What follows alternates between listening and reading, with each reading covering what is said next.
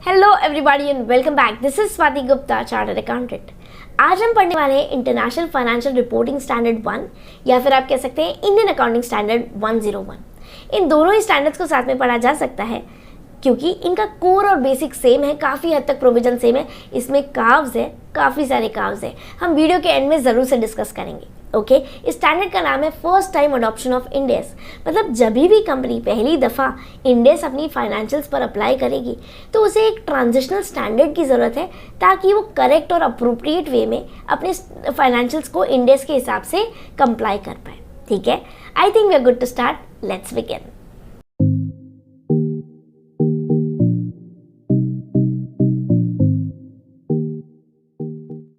सबसे पहले समझते हैं ये ट्रांजिशन मतलब क्या है। एग्जाम्पल, अगर इंडिया में पहले कोई प्रीवियस गैप चलता था, मतलब कोई जैसे एग्जाम्पल अकाउंटिंग स्टैंडर्ड्स चलते थे, अब वो शिफ्ट हो रहे हैं और बोल रहे हैं कि अरे यार इंड एस अप्लाई करो क्योंकि आप एलिजिबिलिटी क्राइटेरिया में फॉल करते हो। तो इस फेज़ को हम कहते हैं ट्रांजिशन। मतलब पहले कुछ और कंप्लाई करते थे और अब आप इंड एस पर शिफ्ट हो रहे हो, आपकी फाइनेंशियल्स इंड एस के हिसाब से बनाए जाएंगे, तो इसे हम कहते हैं transition. Other than India, for example पहले कोई और दूसरा गैप चलता था या कोई और IFRS वगैरह चलते थे और अब इनका क्या चल रहा है, IFRS या फिर आप कह सकते हैं IAS। फॉरेन में दो तरीके की सीरीज चलती है, IFRS और IAS। ठीक है, जबकि इंडिया में एक ही सीरीज चलती है, दैट इज इंड एस। दोनों को मिलाकर इंड एस बनाया गया है और इसलिए नंबरिंग चेंज करी है। अगर IAS होता है तो direct numbering same to same रहती है, पर अगर IFRS रहता है तो डिफ्रेंशिएट कैसे करें कि इंड एस में IFRS कौन सा है, IAS कौन सा है। इसलिए IFRS को 100+ की सीरीज में करा गया है। ये मैंने बेसिक्स में भी समझाया हुआ है। तो इधर तक क्लियर है कि ट्रांजिशन मतलब आप पहली दफ़ा नया वाला इंड एस या फिर IFRS फॉलो करने जा रहे हैं। For transition from previous GAAP to Ind AS IFRS आपको सिंपली क्या करना होगा, अकाउंटिंग सिस्टम में चेंज करना होगा। मतलब कि देखना होगा क्या चीज़ रिक्वायर्ड है नए वाले इंड एस या IFRS के प्रोविजंस को कंप्लाई करने के लिए। दूसरी बात, स्टाफ को ट्रेनिंग देनी पड़ेगी क्योंकि इंड एस काफ़ी बड़ी और कॉम्प्लेक्स चीज़ है। ठीक है, वास्ट चीज़ है, सिचुएशन अलग अलग राइज होती है और उस पर डिफरेंट स्मार्ट ट्रीटमेंट्स करने होते हैं प्रोविजंस को समझते हुए। ठीक है, तो हो सकता है बेसिक अकाउंटेंट नहीं कर पाए या फिर अकाउंटेंट वाला जो स्टाफ है उसे ट्रेनिंग देनी पड़े, तो बहुत सारा खर्चा आ जाता है। सिस्टम को चेंज करना, अपने एग्जिस्टिंग स्टाफ को ट्रेन करना या फिर एक्सपर्ट्स हायर करना। इसके अलावा फॉर्मेट ऑफ फाइनेंशियल स्टेटमेंट भी चेंज होता है क्योंकि वो इंड एस के हिसाब से कंप्लाई करना है। तो अकॉर्डिंगली बहुत ज़्यादा पैसा भी लग जाता है, बहुत ज़्यादा टाइम कंज्यूमिंग भी होता है। देखो एग्जाम्पल, हम ट्रांजिशन वाला इंड एस कब कब लगाएंगे, हमेशा नहीं लगाएंगे। डिपेंड करेगा कि हमें आगे ये चीज़ कैरी फॉरवर्ड करनी है या नहीं। जैसे कि आपको पता है बैलेंस शीट के जो भी आइटम्स होते हैं एसेट लाइबिलिटी वो आगे कंटिन्यू करते हैं, तो हमें इंड एस यहाँ पर ज़रूर से अप्लाई करना होगा।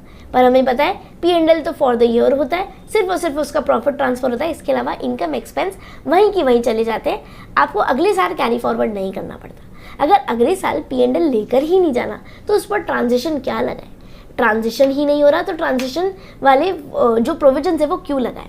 तो इसलिए PL कंटिन्यू होता नहीं है, इसलिए यहाँ पर इंड एस अप्लाई करने की एप्लीकेबिलिटी नहीं है। इंड एस 101 के हिसाब से आपको ट्रांजिशन करने की ज़रूरत नहीं है।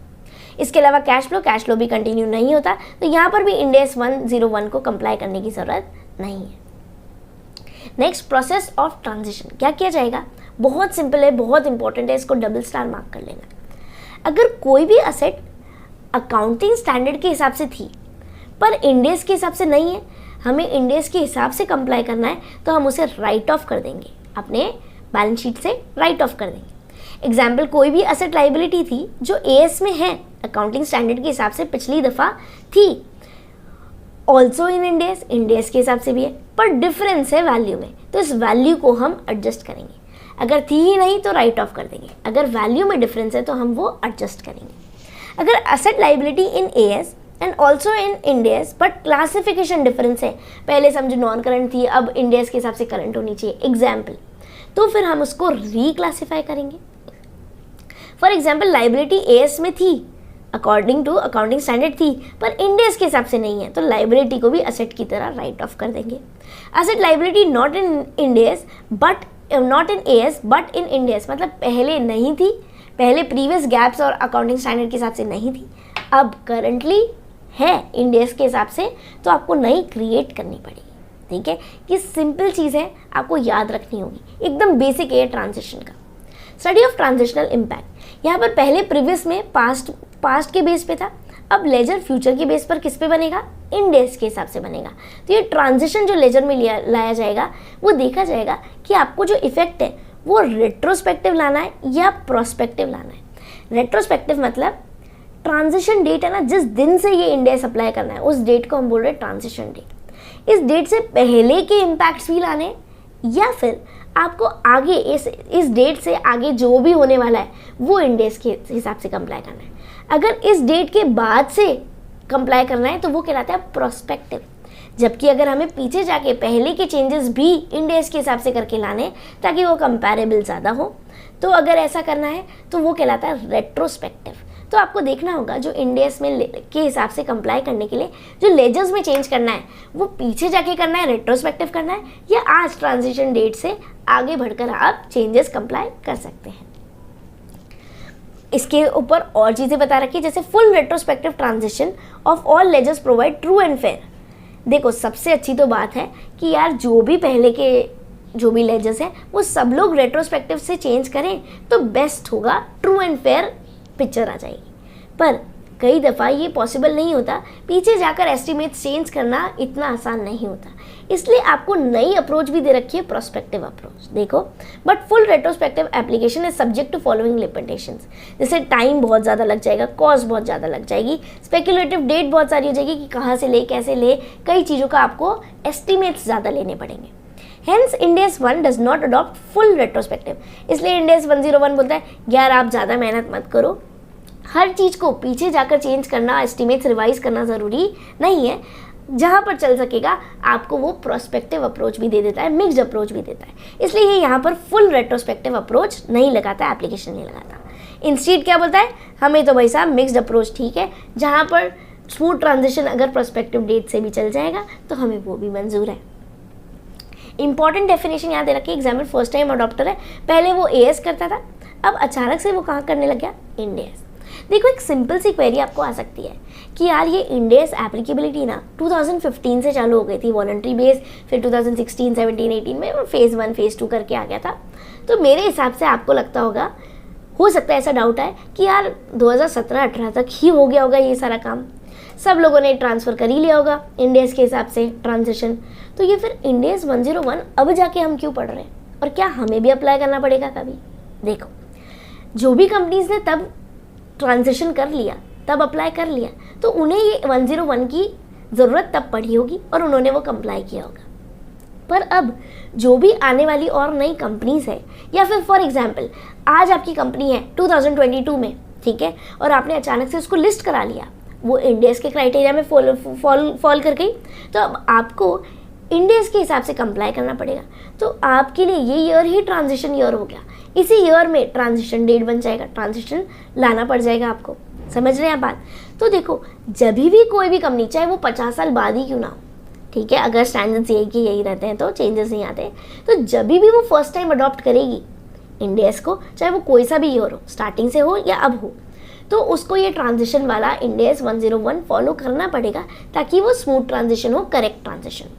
ठीक है, फर्स्ट टाइम अडॉप्टर हम इसे बोल रहे हैं। फर्स्ट इंडेस फाइनेंशियल स्टेटमेंट पहली बार ही इंडेस के हिसाब से बना दिया। ठीक है, नेक्स्ट, अब यहाँ पर बहुत ही इंपॉर्टेंट बात है जो आगे तक फॉलो होगी, अब डबल ट्रिपल 4-5 स्टार लगा लेना, याद रखना ये बात कि देखो, हमेशा हम हमारे फाइनेंशियल स्टेटमेंट्स कैसे प्रेजेंट करते हैं, 2 कॉलम में प्रेजेंट करते हैं, प्रीवियस ईयर और करंट ईयर। ठीक है, नॉर्मली आप क्या करते हैं, अगर ये वाली बैलेंस शीट होती तो आप क्या करते, करंट ईयर एग्जाम्पल और ये प्रीवियस ईयर, आप 2 साल की बैलेंस शीट के फिगर्स दिखा देते हैं।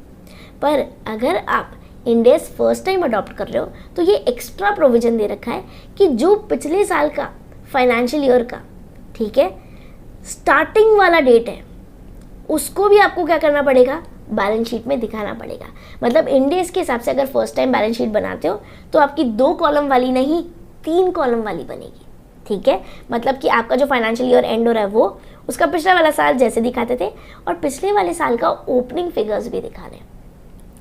फर्स्ट इंडेस रिपोर्टिंग पीरियड, इसे हम कहते हैं फर्स्ट इंडेस रिपोर्टिंग पीरियड। जिस टाइम पे आप रिपोर्ट कर रहे हो। The first annual financial statement in which entity adopt Ind AS by an explicit and unreserved statement of compliance with Ind AS. ये डेट वो डेट होती है जब से वो Ind AS first time adopt कर रही है, अप्लाई कर रही है। एक्सप्लिसिट मतलब अलग से स्टेट कर दे कि हम इंड एस फॉलो कर रहे हैं। अनरिजर्व्ड मतलब बिना कोई किंतु परंतु। Next, opening Ind AS balance sheet, any entry balance sheet at any entity's balance sheet at date of transition to Ind AS. ठीक है, ये बोल रहे एंटिटी का जो भी डेट, जिस दिन भी ट्रांजिशन हो रहा है उस दिन को हम बोलेंगे ओपनिंग बैलेंस शीट डेट। ठीक है, date of transition to Ind AS, the beginning of earliest period for which an entity present full comparative information under Ind AS is first Ind AS financial statement. मतलब अभी हमने देखा ना कि current year, पिछला वाला ईयर, उसके starting वाला ईयर जो ओपनिंग फिगर्स होंगे, इस वाले को हम बोलेंगे, ठीक है, कि date of transition to Ind AS. First Ind AS reporting period, latest period covered by entity's first Ind AS financial statement. Deemed cost क्या होगी? Any amount use to surrogate of cost और डेप्रिशिएटेड कॉस्ट, मतलब कोई भी अलग से cost हो ना, एग्जाम्पल रिवैल्यूएशन या ऐसा कुछ और भी कॉस्ट हो अलग अदर देन जो उसकी ऑलरेडी कॉस्ट है, उसको हम कहते हैं deemed cost. Subsequent depreciation, amortization, assume करा जाएगा कि entity has initially recognized the asset and liability at given date and that its cost was equal to deemed cost, ऐसा माना जाएगा। ठीक है, अलग अलग दे रखा है, पीपीई में क्या करेंगे, इन्वेस्टमेंट प्रॉपर्टी में क्या करेंगे, ठीक है, डिफरेंट दे रखा है, पर अभी के लिए डीम्ड कॉस्ट क्या है कि जो जिस पर उसने वैल्यू कर रखा है उसी को हम डीम्ड कॉस्ट मानेंगे। इवैल्यूएशन अगर आप देखते हैं तो देखो, एक्स लिमिटेड ने ट्रांजिशन किया 1/4/2017 को इंड एस पर, ट्रांजिशन डेट क्या मानी जाएगी? 1/4/2016, मतलब इसका एंड, इसका ओपनिंग और पिछले साल का भी opening. Beginning of earliest period, ठीक है, ये मार्क कर लो आप, बिगिनिंग ऑफ अर्लीस्ट पीरियड को हम क्या मानेंगे? ट्रांजिशन। कॉस्ट किया माइनस डेप्रिसिएशन किया तो ये मिल गया, ये पीपीई है। ठीक है, पर यहाँ पर इंड एस के हिसाब से क्या हो रहा है? वो 6 लाख ही मान रहा है, डीम्ड कॉस्ट क्या मान रहा है? इसी 6 लाख को मान रहा है। पर हम इंटेंजिबल असेट पर आए तो वो क्या करता है? इंटेंजिबल असेट बोलता है जितना अमोर्टाइज कर दिया ना उससे डीम्ड कॉस्ट मानो। अलग अलग ट्रीटमेंट दे रखे हैं। तो surrogate cost means any cost other than WDV, जो उसकी डब्ल्यूडीवी ऑलरेडी बच रही है, जैसे रिवैल्यूएशन, रिप्लेसमेंट, कोई भी और कॉस्ट हो उसको भी हम किस में ऐड कर लेते हैं? सरोगेट कॉस्ट में। ये अकाउंटिंग स्टैंडर्ड ही गैप कहलाएंगे। ठीक है, प्रीवियस गैप मतलब generally accepted accounting principle. Scope of Ind AS 101, Ind AS 101 applies to first Ind AS financial statement, each interim financial report for part of period covered by first Ind AS financial statement। किस पर apply होगा? First financial statement पे तो हो गई। इसके अलावा मान लो उसमें 4 क्वार्टर्स है जिसका आप इंटरिम रिपोर्टिंग करते हो, तो वो 4 जो क्वार्टर्स है ना इंटरिम रिपोर्ट्स, उस पर भी इंड एस 101 अप्लाई होगा। ऐसा माना जाएगा कि वो जो क्वार्टर्स की है उसको भी इंड एस 101 के हिसाब से कंप्लाई करना है। It does not apply to changes in accounting policy made by an entity that already applied Ind AS applicable Ind AS 8 Ind AS 8 के हिसाब से ऐसा बोल रहा है कि आपको अकाउंटिंग पॉलिसी के चेंज के हिसाब से आपको Ind AS 101 अप्लाई नहीं करना, ट्रांजिशन नहीं अप्लाई करना। वैल्यूएशन एनुअल स्टेटमेंट तो करना ही करना है, फर्स्ट स्टेटमेंट तो, इसके अलावा जो भी इंटरिम स्टेटमेंट्स होंगे उन पर भी Ind AS 101 अप्लाई होगा। Recognition and measurement, an entity shall prepare and present an opening Ind AS balance sheet at the date of transition to Ind AS.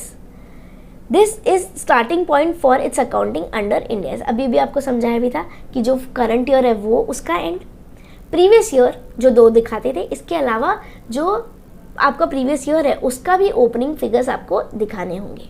ठीक है, यही बता रहा है स्टार्टिंग पॉइंट, इसे ही हम कह रहे हैं स्टार्टिंग पॉइंट। जो पहले जो वर्ड्स यूज़ कर रहे थे उसकी डेफिनेशन को ही और अच्छे से समझाया जा रहा है।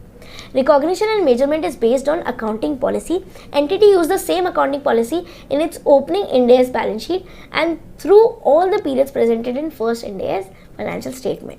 वही अकाउंटिंग पॉलिसी फॉलो करनी है जो फर्स्ट फाइनेंशियल स्टेटमेंट में किया था, और वही बाकी 3, 4, 5 जो भी है इंटरिम फाइनेंशियल रिपोर्टिंग में भी वही अकाउंटिंग पॉलिसी फॉलो करनी है, और आगे की ईयर्स में भी वही कंटिन्यू करनी है। ठीक है, फिर से वही बता रहा है, जैसे एग्जाम्पल लीज अकाउंटिंग है, पहले उन्होंने अप्लाई कर लिया accounting policy in both these years unless end AS 101 ने कोई अलग से एक्सेप्शन दिया हो।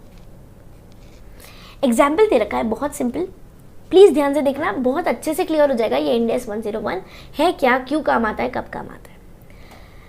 आपकी सिचुएशन क्या है रीक्लासिफिकेशन की। एग्जाम्पल, अगर अकाउंटिंग स्टैंडर्ड मतलब प्रीवियस जो जनरली एक्सेप्टेड अकाउंटिंग प्रिंसिपल था वो कहता है पीपीई में आप क्लासिफाई करो, चाहे वो बिजनेस हो चाहे वो रेंट के। मान लो आपने एक मशीन खरीदी, चाहे वो आपको बिजनेस में चलानी हो चाहे वो आपको किराए पर चलानी हो, ठीक है, दोनों का ही क्लासिफिकेशन किस में करेंगे, प्रॉपर्टी प्लांट एंड इक्विपमेंट में, ठीक है। पर अब जो नया इंड एस आया है वो अलग अलग बात कहता है, बोलता है अगर बिजनेस के पर्पस के लिए तो पीपीई बना दो, और अगर रेंटल पर्पस के लिए तो इसको फिर इन्वेस्टमेंट प्रॉपर्टी के हिसाब से दिखाना, ठीक है। अलग अलग क्लासिफिकेशन है, तो इसे हम कहते हैं रीक्लासिफिकेशन। पहले गैप में कुछ और था और अब इंड एस के हिसाब से कंप्लाई करने के लिए कोई और आपको रिक्लासिफाई करना है। एग्जाम्पल, पहले कन्वर्टेबल डेट था, पूरा का पूरा लॉन्ग टर्म में डाल देते थे, अब उसके दो हिस्से करते हैं, स्प्लिट करते हैं, और इक्विटी और लायबिलिटी अलग अलग पार्ट में करते हैं। Reclassification example, redemption of preference shares capital equity, पहले पूरा का पूरा इक्विटी में डाल देते हैं, अब redemption of preference share capital क्या करते हैं, लॉन्ग टर्म लायबिलिटी में डालते हैं। मेजरमेंट, अगर डिबेंचर रेज किया है तो हमेशा फेस वैल्यू पे करते थे, अब डिबेंचर रेज किया है तो अमोर्टाइज कॉस्ट जो इफेक्टिव रेट है उस पर रिकॉर्ड करते हैं। मेजरमेंट एग्जाम्पल, इंटेंजिबल असेट हमेशा रिकॉर्ड होती थी कॉस्ट पर अब क्या है, रिकॉर्डेड एट कॉस्ट या फिर रिवैल्यूड अमाउंट, जैसे भी रहता है। लीज क्लासिफिकेशन, पहले हम लीज हमेशा लीज, ऑपरेटिंग लीज और फाइनेंस लीज जैसे भी होती थी वैसे बाइफरगेट कर लेते हैं।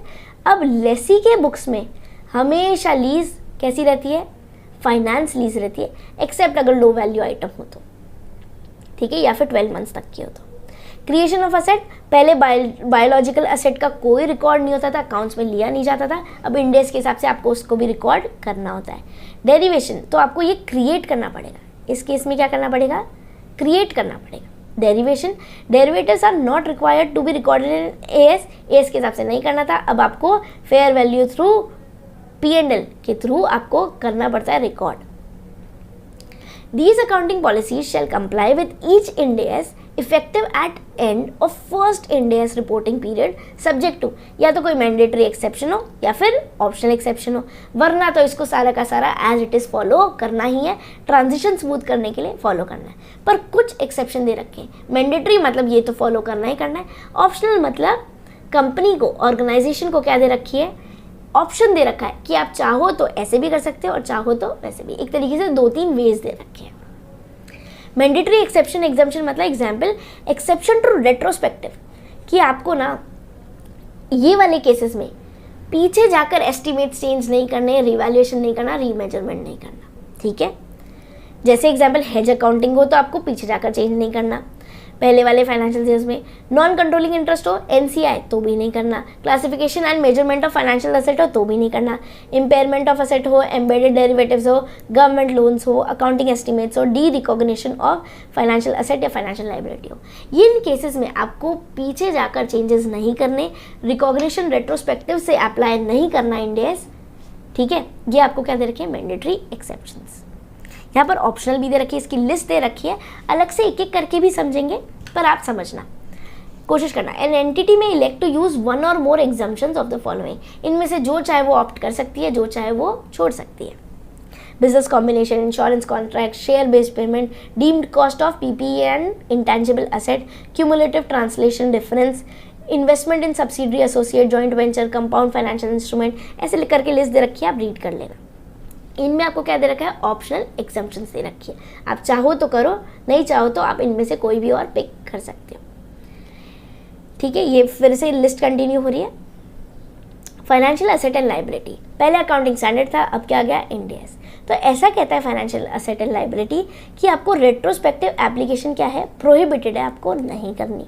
तो फिर classification, measurement, recognition, impairment, derecognize, ये सब क्या होंगे, फ्यूचर प्रोस्पेक्टिव होंगे।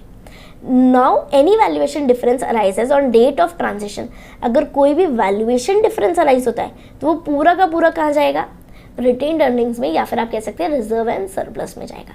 ये इंपॉर्टेंट बात है, मार्क कर लो कि अगर अब कोई भी वैल्यूएशन डिफरेंस आता है तो कहाँ जाएगा, रिटेन्ड अर्निंग्स में जाएगा। हेज अकाउंटिंग, जैसे पहले अकाउंटिंग स्टैंडर्ड्स चलते थे, अब क्या चलते हैं, इंड एस चलते हैं। तो आपको बोल रहा है ये जो भी रेट्रोस्पेक्टिव तो प्रोहिबिटेड है ही, ठीक है।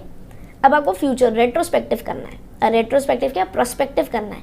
तो eliminate all deferred losses and gain, सबको हटा दो, क्या कर दो, हटा दो। पहले के that were reported in accordance with previous gap, पहले के हिसाब से जो भी कर रखे थे वो हटा दो। सारे डेरिवेटिव्स को फेयर वैल्यू पर रिकॉर्ड करो। Only those hedge that continue to specify conditions under Ind AS 109, अब सिर्फ उन्हीं को रिकॉर्ड करो जो 109, इंड एस 109, आपको पता है ना, इंड एस 32, 107 और 109, ये तीनों मिलाकर क्या करते हैं, फाइनेंशियल इंस्ट्रूमेंट्स के बारे में बताते हैं। तो इसके हिसाब से अगर अभी भी हेज सारी क्वालिफिकेशंस फाइनेंशियल एसेट और लाइबिलिटी की क्वालिफाई कर रहा है, एलिजिबल है, तो रिकॉर्ड करो, कंटिन्यू करो, वरना हटा देंगे। An entity shall not reflect in opening Ind AS balance sheet a hedging relationship of type that does not qualify for hedge, ऐसी जो अब रद्द हो गई है, अब इंड एस के हिसाब से नहीं एग्जिस्ट करती, तो उसको शो करने की ज़रूरत भी नहीं है ओपनिंग बैलेंस शीट में। नॉन कंट्रोलिंग इंटरेस्ट एनसीआई आपको देखना पड़ेगा, रेट्रोस्पेक्टिव प्रोहिबिटेड है। Total comprehensive income that is P and L, जो आपका पी&एल और ओसीआई दोनों को मिलाकर होता है टोटल कॉम्प्रिहेंसिव इनकम। तो एट्रीब्यूटेबल टू ओनर या parent, owner of parent and to NCI ever if the result in NCI have deficit balance, deficit balance है तो, या फिर accounting for change in parent ownership, अगर चेंज हो रहा है कोई ओनरशिप में, कोई कुछ खरीद बेच और लिया, ठीक है, हो सकता है आपका पहले 70% शेयर था, आप 30% सेल कर दिया, तो अब आप 40 पे रह गए, तो अब हो सकता है ओनर नहीं हो, अब आप उसके, ठीक है। That do not result in to loss of control, अगर ऐसा कुछ हो रहा है। Accounting for loss of control over a subsidiary and related requirement of Ind AS, देखो ये सब चीज़ें ना इंडिविजुअली जब आप कंसोलिडेशन वगैरह पढ़ोगे और पढ़ा होगा तब आपको अलग से समझ आएगी। अभी आपको ओवरव्यू दिया जा रहा है और उसके कुछ कुछ पॉइंट्स उठा उठा के एग्जाम्पल्स की तरह समझाए जा रहे हैं कि आपको ट्रांजिशन करना कैसे है। एक्सेप्शन दे रखा है, अगर एंटिटी रीस्टेट कर रही है business combination from earlier date then restatement shall also be made from that date. अगर एंटिटी ने क्या किया, बिजनेस कॉम्बिनेशन को पहले से जाकर चेंज किया, देखो रेट्रोस्पेक्टिव मना है, पहले से जाकर चेंज करना मना है, पर अगर बिजनेस कॉम्बिनेशन को रीस्टेट किया जा रहा है पहले की डेट से, तो फिर ये चेंजेस भी लाए जाएंगे रेट्रोस्पेक्टिव डेट से। Business combination has optional exemption to opt in days either retrospective और प्रोस्पेक्टिव, पर एनसीआई के पास कोई ऑप्शन नहीं है, एनसीआई के पास मैंडेटरी एग्जेप्शन है। So if business combination chooses retrospectively, then NCI will also be stated retrospectively. Change किया पीछे जाकर तो आपको फिर NCI के लिए तो करना ही पड़ेगा, बाकी के लिए आपके पास ऑप्शन है। एम्बेडेड डेरिवेटिव्स मतलब ऐसे डेरिवेटिव्स जिसमें डेरिवेटिव और नॉन डेरिवेटिव दोनों का ही कैरेक्टरिस्टिक्स जुड़े होते हैं, फीचर्स जुड़े होते हैं, दोनों कॉम्पोनेंट्स रहते हैं। तो पहले एएस था, अब इंड एस है, रेट्रोस्पेक्टिव प्रोहिबिटेड है, तो आप क्या करोगे, स्प्लिट करोगे, क्या करोगे, अब इस डेट से स्प्लिट करोगे, इसमें जो भी डेरिवेटिव पार्ट है और नॉन डेरिवेटिव पार्ट है, और उसको अलग अलग रिकॉर्ड करोगे, कैसे, फ्यूचर इंड एस के हिसाब से सेपरेटली रिकॉर्ड करोगे। देखो यहाँ पर लिख रखा है। नेक्स्ट गवर्नमेंट लोन है, तो एट टाइम्स उसमें क्या रहता है, रेट्रोस्पेक्टिव तो प्रोहिबिटेड है ही, इसमें दो पार्ट है, गवर्नमेंट का लोन का पार्ट भी है और गवर्नमेंट का ग्रांट का पार्ट भी है। तो आप क्या करोगे, स्प्लिट करोगे और फिर रिकॉर्ड करोगे। Financial impact of first time adoption, all financial effect is adjusted in retained earning. अगर कोई भी वैल्यूएशन डिफरेंस आता है, कोई भी दिक्कत आती है, तो कहाँ जाएगा, रिजर्व एंड सरप्लस में जाएगा। कहाँ जाएगा, reserve and surplus retained earnings के नाम पे जाएगा। प्रेजेंटेशन और डिस्क्लोजर आपको क्या क्या इंपॉर्टेंट है, अगर Ind AS does not require historical summary, नहीं रिक्वायर करता, to comply recognition and measurement requirement of Ind AS, आपको अलग से डिस्क्लोज करने की ज़रूरत नहीं है। If any financial statement containing historical summaries, अगर ऑलरेडी हिस्टोरिकल समरीज आपने फिर भी दिखा रखी है, ठीक है, comparative information with previous GAAP, and entity shall, फिर उसको बताना पड़ेगा कि अरे यार ये पिछला वाला जो कंपैरिजन का है ना, वो हमने इंड एस के हिसाब से कंप्लाई नहीं कर रखा, या तो शो ही मत करो, और शो कर रहे हो पर वो इंड एस के हिसाब से नहीं है, तो आपको अलग से नोट और लेबल करना होगा कि हाँ भाई साहब ये वाली इन्फॉर्मेशन इंड एस के हिसाब से नहीं है। Label the previous GAAP information prominently as not being prepared as per the Ind AS. Disclose the nature of main adjustment that would make it comply with Ind AS. अगर हमने इंडेस के हिसाब से करा तो हमें क्या इंपॉर्टेंट एडजस्टमेंट करना होगा वो भी आप डिस्क्लोज करेंगे। ये 2 इंपॉर्टेंट बातें जो आप डिस्क्लोज करेंगे अगर आप हिस्टोरिकल समरीज पहले की दिखाते हैं तो। Explanation of transition to Ind AS, reconciliation करना होगा। पहले अगर गैप चलता तो उसकी कैरिंग अमाउंट क्या थी और अब क्या रखी है, उन दोनों के बीच का डिफरेंस क्या है। Last year comparative from previous GAAP to Ind AS reconciliation, पहले पिछला वाला ऐसा था और अब हमने जो इंडेस के हिसाब से पिछला ईयर का बना लिया है तो उन दोनों में क्या डिफरेंस है ये भी आपको दिखाना होगा। ठीक है, मतलब पिछले साल के फिगर्स क्या थे और हमने इस साल जो पिछले साल के फिगर्स भी इंडेस के हिसाब से बना दिए तो डिफरेंस क्या है, ये सब मेंशन करना होगा। ये छोटी छोटी बातें हैं वो आपको डिस्क्लोज करनी होगी। अब आते हैं काव्स पर, इंपॉर्टेंट है, ध्यान से देखना। ठीक है, काफ़ी सारे काव्स दे रखे हैं क्योंकि आप 101 की बात करते हैं तो यहाँ पर इंपॉर्टेंट ट्रांजिशन आता है जहाँ आप इंडेस की तरफ कदम बढ़ा रहे होते हैं। जैसे एग्जाम्पल IFRS 1 आपको अकाउंटिंग फॉलो करता है IFRS से पहले वाली, जबकि अकाउंटिंग कैसे करता है, इंडेस से पहले, यूज्ड इन इंडेस बिफोर अडॉप्शन। तो इंडेस 1 इंडिया वाली देखता है, IFRS वाली फॉरेन वाली देखता है। Carrying amount of PPE as deemed cost, पहले भी हमने देखा था, ठीक है, कि डीम्ड कॉस्ट वाली मान लेंगे सरोगेटेड कॉस्ट को ही। IFRS 1 बोलता है या तो अकाउंट करो किसके हिसाब से, IAS 16 के हिसाब से, या फिर आप फेयर वैल्यू ले लो। जबकि आपका इंडेस 101 बोलता है जो ऑलरेडी कैरिंग अमाउंट चल रही है या तो उसको ले लो या फिर फेयर वैल्यू ले लो। ठीक है, उसे ही हम डीम कॉस्ट मान लेंगे। Long term foreign currency monetary item, कोई प्रोविजन इंडेस 101 IFRS 1 बोलता है कोई प्रोविजन नहीं बनेगा। इंडेस 101 बोलता है transition reserve can be offset और कंटिन्यूड, आपकी मर्जी है, चाहे आप उसको हटा दो, ऑफसेट कर दो, सेट ऑफ कर दो या फिर कंटिन्यू करो। जबकि IFRS 1 कोई प्रोविजन ऐसा नहीं देता, कुछ इसके बारे में क्लियर नहीं करता। सर्विस कंसेशन अरेंजमेंट, एग्जाम्पल आपको गवर्नमेंट आपको बहुत ही कंसेशनल रेट पर पानी दे रही है, बिजली दे रही है, इसको बोलते हैं हम सर्विस कंसेशन अरेंजमेंट। IFRS 1 बोलता है IFRIC that is international financial reporting interpretation committee के हिसाब से कर लो। जबकि इंडेस 101 बोलता है या तो रेट्रोस्पेक्टिवली कर लो या फिर प्रीवियस गैप का जो ऑलरेडी कैरिंग अमाउंट चल रहा था उसी को रिकॉर्ड कर लो। जो पहले अकाउंटिंग गैप चल रहा था, ठीक है, गैप चल रहा था या अकाउंटिंग स्टैंडर्ड चल रहे थे, उसके हिसाब से जो कैरिंग अमाउंट थे उसी को कंटिन्यू कर लो या फिर रेट्रोस्पेक्टिवली कर लो। मैंडेटरी एग्जाम्पशन, एग्जाम्पल देखो, जैसे अगर कोई एस्टिमेट पहले रिक्वायर्ड प्रीवियस ईयर, ठीक है, अगर वो नहीं है तो क्या करो, नए एस्टिमेट्स बनाओ, मेक न्यू एस्टिमेट्स, कंडीशंस, ठीक है। और अगर है तो आप यहाँ पर आ जाओ, देखो अगर एरर है या नहीं है, ध्यान से समझना इंपॉर्टेंट है, आगे और समअप करके समझाया जाएगा। चार्ट से आपको ईजी होता है इसलिए ऐसा फॉलो किया जा रहा है। तो एविडेंस अगर एरर के है तो फिर से एस्टिमेट करो, सही बात है, और अगर सही है, एरर फ्री है, विदाउट एरर है, तो क्या करो, चेक करो कि ये इंडेस के हिसाब से कंप्लायंट है क्या। इंडेस के हिसाब से कंप्लायंट है तो भाई सेम ही यूज़ कर लो, इंडेस के हिसाब से कंप्लायंट नहीं है तो फिर से नए एस्टिमेट्स बैठाओ और इंडेस के हिसाब से कंप्लाई करो। सिंपल है। इसको और सिंपल करने के लिए ध्यान से देखना, एस्टिमेट अगर पिछली बार में है और वो कंसिस्टेंट है इंडेस के हिसाब से तो डायरेक्ट ट्रांजिशन कर दो, पहले की जो कैरिंग अमाउंट और प्रीवियस एस्टिमेट्स चल रहे उसी को कंटिन्यू कर दो, ठीक है।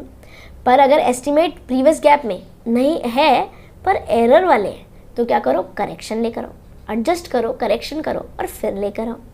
अगर कोई एस्टिमेट था ही नहीं तो नए एस्टिमेट क्रिएट करो। एस्टिमेट है, करेक्ट है तो डायरेक्ट ट्रांजिशन, अगर एस्टिमेट है पर इनकरेक्ट है, एरर वाला है तो एडजस्टमेंट्स करो, करेक्ट करो। एस्टिमेट था ही नहीं तो नए क्रिएट करो, सिंपल है। Next, estimate required by previous gap if not consistent है, ठीक है, पर इंडेस के हिसाब से नहीं है तो फिर से क्या करोगे आप, एडजस्टमेंट करोगे, ठीक है। ऑप्शन एग्जाम्पशंस और वगैरह दे रखी है, अभी आगे देखेंगे। आइदर आप प्रोस्पेक्टिवली कर सकते हो या रेट्रोस्पेक्टिवली कर सकते हो, दोनों डेट्स के मतलब समझा दिए, डिटेल में देखेंगे। एग्जाम्पल बिजनेस कॉम्बिनेशन है, आप प्रोस्पेक्टिव कर सकते हो ट्रांजिशन डेट से या फिर रेट्रोस्पेक्टिव कर सकते हो। अगर आपने एक भी बिजनेस कॉम्बिनेशन को रीस्टेट किया तो बाकी सारों को भी आपको रीस्टेट रेट्रोस्पेक्टिवली ही करना होगा। एनालिसिस ऑफ प्रोस्पेक्टिव ट्रांजिशन, पहले देख लो कॉस्ट, आपने एग्जाम्पल इन्वेस्टमेंट कितना कर रखा है, उसका अमाउंट कितना है, फिर आप देखो आपको नेट असेट में कितना मिलेगा, इन दोनों का जो डिफरेंस है वो गुडविल के हिसाब से आ जाता है।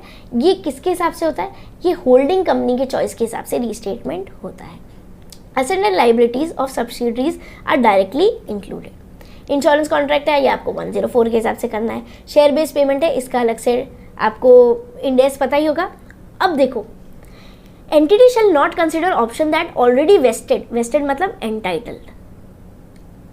अगर ऑलरेडी एंटाइटल्ड था ट्रांजिशन डेट से पहले तो उसको कंसिडर नहीं करेगी, पर अगर बाद में हुआ, आफ्टर ट्रांजिशन डेट हुआ, तो फिर adjustments must be made. Share based payment को और क्लियर करते हैं, सिंप्लीफाई करते हैं, ठीक है। अगर पहले ही वेस्ट हो गया मतलब पहले ही एंटाइटल्ड हो गया ट्रांजिशन डेट से पहले, तो हम कोई ट्रीटमेंट नहीं करेंगे, रिकंसिडर नहीं करेंगे, हटा देंगे। जबकि अगर वेस्ट नहीं हुआ है ट्रांजिशन डेट से पहले, उसके बाद में एंटाइटल हो रहा है, तो हम क्या करेंगे, इंड एस के हिसाब से क्या है और पहले वाले गैप के हिसाब से क्या था, इन दोनों के डिफरेंस को हम क्या करेंगे, एडजस्टमेंट करेंगे। और जो भी वैल्यूएशन एडजस्टमेंट आएगा वो जाएगा रिटेन्ड अर्निंग में, that is reserve and surplus. Deemed cost of PP अभी भी पढ़ा था, वही चीज़ बता रहे हैं, ठीक है। पहले इन्वेस्टमेंट प्रॉपर्टी थे, अब ओनली डेप्रिशिएटेड वैल्यू लेंगे, उसको ही डीम्ड कॉस्ट मान लेंगे। कैरिंग अमाउंट जो चल रही है उसे ही डीम्ड कॉस्ट मान लेंगे। डीम्ड कॉस्ट ऑफ पीपी जैसे कोई revalued amount can not be considered. हमने बोला था ना, कोई सरोगेटेड वैल्यू है, अगर कोई कंसिडर नहीं हो रखी उसको कर लेंगे। Entity can use transition date fair value, अगर उनको लगता है तो वो फेयर वैल्यू उस दिन की भी ले सकते हैं। हमने बोला इंड एस 101 क्या बोलता है कि आप क्या करो, पीपीई को किसके हिसाब से करो, इंड एस बोलता है कि या तो कोई कैरिंग अमाउंट ऑलरेडी चल रही थी उसको ले लो या फेयर वैल्यू। तो आप चाहो तो इसको फेयर वैल्यू को भी डीम्ड कॉस्ट मान सकते हो। This does not amount to change in accounting policy, okay. अगर वैल्यू चेंज किया है इसका मतलब अकाउंटिंग पॉलिसी चेंज नहीं करिए। Standalone financial statement, each entity of group can follow different value as deemed cost. ऐसा हो सकता है कि इंडिविजुअल बैलेंस शीट्स में अलग अलग है और होल्डिंग अपने पास लाते वक्त अलग वैल्यूएशन करें। But in CFS, that is consolidated financial statement, all have to follow same approach. पहले ऑप्शन है तो इंडिविजुअल वाले आप कोई भी ऑप्शन ले सकते हैं, पर जब कंसोलिडेट बनेगा तो एक ही अप्रोच फॉलो होगी। क्यूमुलेटिव ट्रांजिशन डिफरेंस, ऐसा किया, इकट्ठा किया, बहुत सारा डिफरेंस आ गया, वैल्यूएशन डिफरेंस, वो डायरेक्टली कहाँ जाएगा, रिजर्व एंड सरप्लस में ट्रांसफर कर दिया जाएगा यहाँ पे। या फिर ट्रांसलेशन करो, difference during future period and amortise, क्या करो, उसको बुक कर दो एसेट की तरह और बाद में धीरे धीरे उसको P&L में डालते जाओ, अमोर्टाइज करते जाओ। If entity is not exercise option earlier then continuation of para 46 is not possible. अगर अभी जाके ऑप्शन पहले नहीं लिया था तो फिर उसी को कंटिन्यू करना पड़ेगा, अब जाके अलग ऑप्शन नहीं मिलेगा।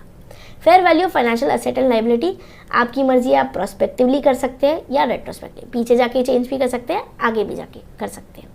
हाइपर इन्फ्लेशन, ये भी प्रोस्पेक्टिव भी हो सकता है और रेट्रोस्पेक्टिव भी हो सकता है। इनका चेंज और स्पेसिफिक ट्रीटमेंट आपको स्पेसिफिक इंड एस में समझ आएगा, ठीक है। पर आपको इंड एस में फर्स्ट टाइम स्टेप करते वक्त, फर्स्ट टाइम फाइनेंशियल्स बनाते वक्त क्या ध्यान रखना है, कैसे ध्यान रखना है, वो आपको इंड एस 101 गाइड करता है। I hope I am clear. यही सेम वीडियो आपको इंग्लिश में भी अवेलेबल है, तो अगर आपको लैंग्वेज दूसरी सूट करती है तो आप उसमें देख सकते हैं। PDF नोट्स के लिए आप डिस्क्रिप्शन बॉक्स ज़रूर से चेकआउट करें, ऐप डाउनलोड कर सकते हैं। अगर आपको वीडियो अच्छा लगा हो तो लाइक करना, चैनल पर नए हो तो सब्सक्राइब करना। मिलते हैं अपने आगे की वीडियोस में, till then take care, be safe, stay tuned.